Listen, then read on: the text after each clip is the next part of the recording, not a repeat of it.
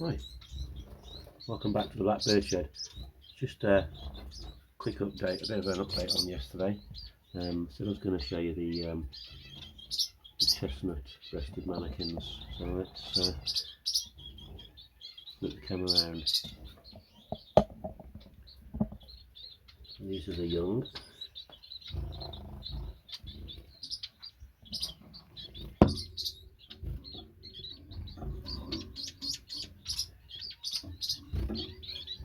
See how they sit very upright. This is something I've noticed with the chestnut mannikins, is that even the adults, they do sit very upright.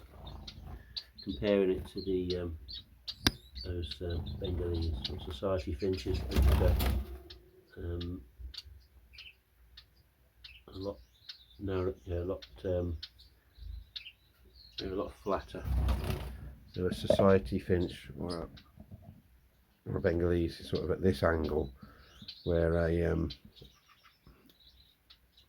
where the chestnut mannikins are more at that angle.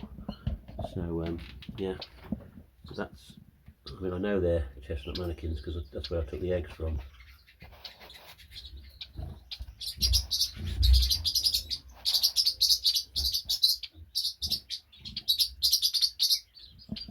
Well, saying that, yeah, I take eggs from a nest up at the top there, this one here, and that nest is attached to the aviary, and there's a lot of other birds in the aviary. There's not just chestnut mannikins in there, but when you see chestnut mannikins sitting on those eggs and sharing the incubation, you have to assume they are chestnut mannikins. But you know, a lot of birds will lay eggs and other birds will sit on them if you've got a mixed aviary. This is the problem with a mixed aviary. But in a way it's quite exciting because sometimes you don't know what you're going to get.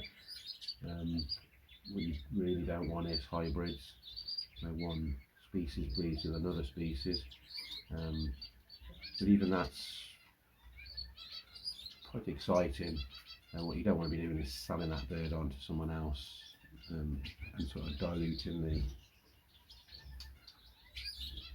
the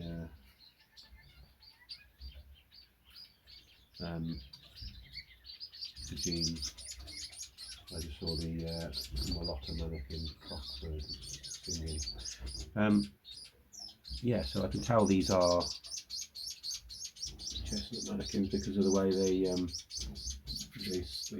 sit on the sticks. One's asking for food. Let's see if I can get a bit more.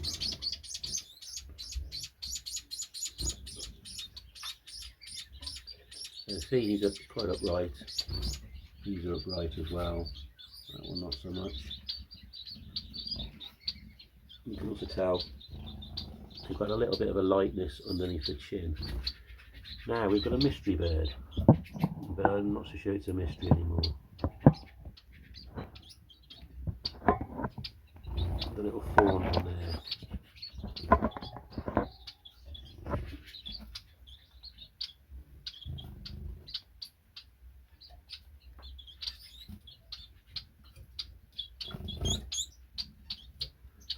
It knows I'm following it. Where is it? There it is.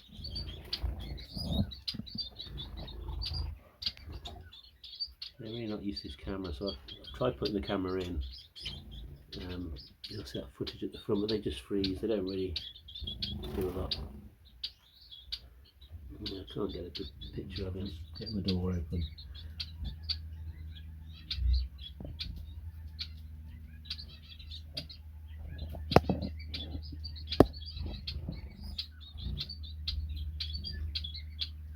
There he moves.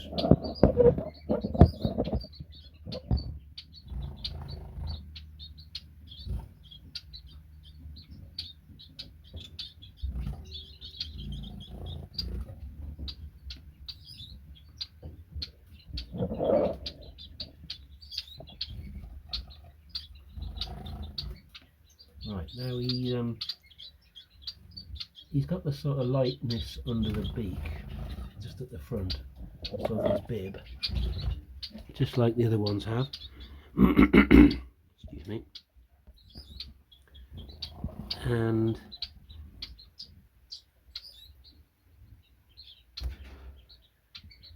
he has a lighter chest.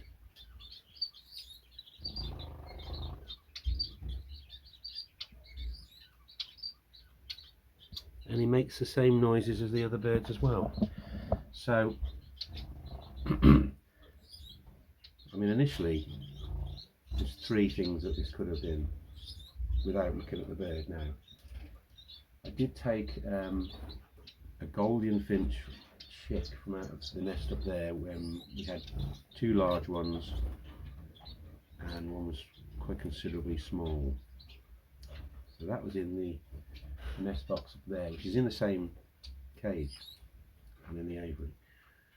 Now that was laid, that hatch, sorry, quite a bit after the other two, probably as much as 4 days, and there was a considerable difference in the size. Now it could have been a golden finch.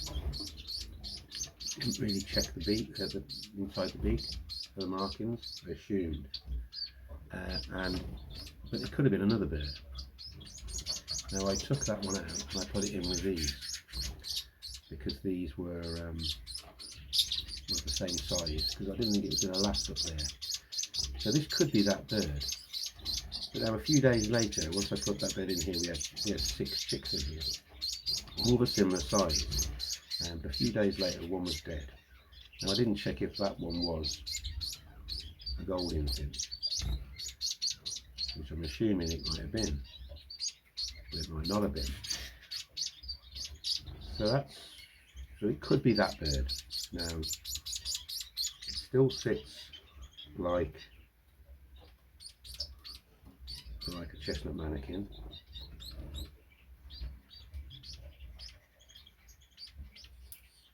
But I haven't got any cinnamon birds in that aviary. Now, the other option, it could be,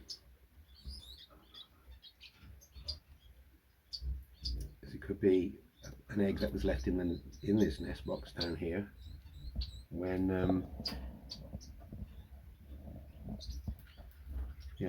in this nest box when I did the next one must have been laid by the Bengalese. So it could be a Bengalese. Now it is cinnamon. So when I first saw it, if you remember, I reported that it was probably a Bengalese. But all my Bengalese are cinnamon and white, and black and white, like the mother. And this one's got no white on it at all. Now it doesn't mean it's not, it's not possible that one could come out all cinnamon. I've got one that's nearly all white. But that's the other option it could be. And the third option, which seems more plausible, is that this bird is an actual cinnamon chestnut breasted mannikin. So that's what I'm going for at the moment, because it looks like one and it's possible. The only thing is, the original pair I got they didn't report to me that there was any cinnamon in them. I don't even know whether it's something that's happened before. I tried googling cinnamon or fawn chestnut breasted mannikins, and I've just not been able to find any on the internet.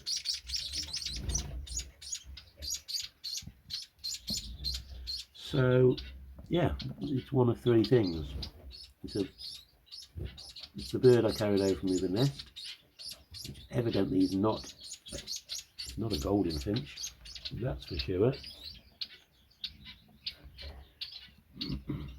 It is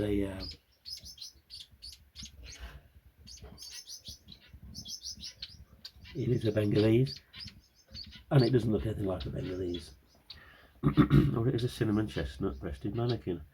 So I think it is that, but I'm not going to say 100% yet. We'll see how it when it starts to molt, we'll see a bit more.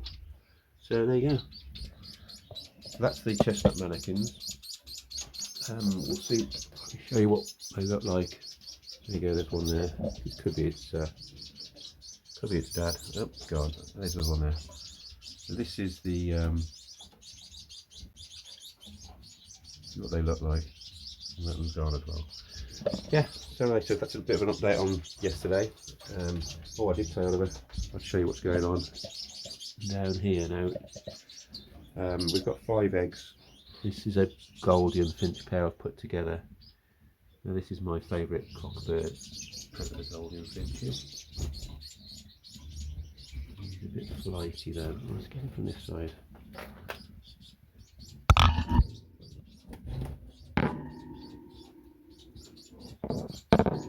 Red head, beautiful purple breast, and I put him in here with a bird that was born the same month as him. Oh, she's off the nest now, and she's gorgeous as well. There you go, look. White breast, black head, and they have at the moment 5 eggs, and they've been sharing the sitting on it. So now this is their first clutch, their first attempt. They've been together in the aviary for quite a time, but I've only put them together in a nest, sorry, in a cage, probably a couple of weeks back, maybe 3. So yeah, they're probably to the 3rd week that they've been together now. So it doesn't take long to get them bonding as a pair. When they've only got each other, they tend to sort of settle. And I'm hoping that even if they're not successful with these eggs, even if these eggs hatch and they don't feed the chicks or they toss them or whatever, that I'm hoping that they'll bond at this point now, because I want these two to be together. They're only related mildly. Her uncle, her uncle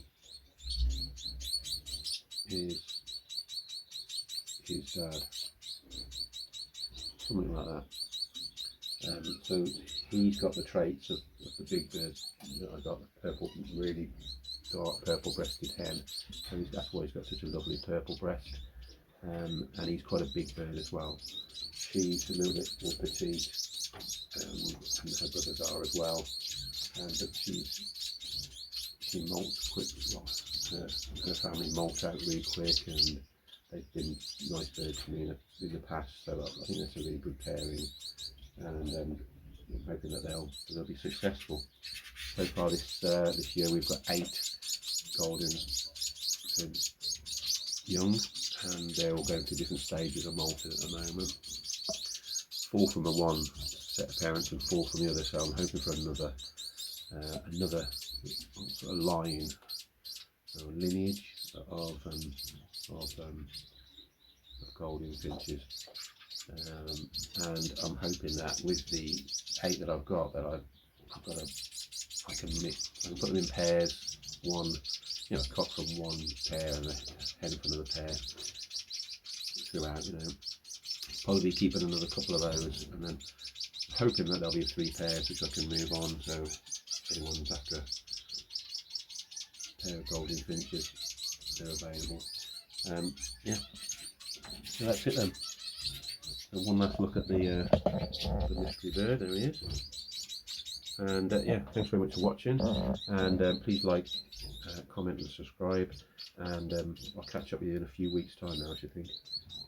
Perhaps next time I'll update you on what's happening out in the aviary, because we've got quite a few birds,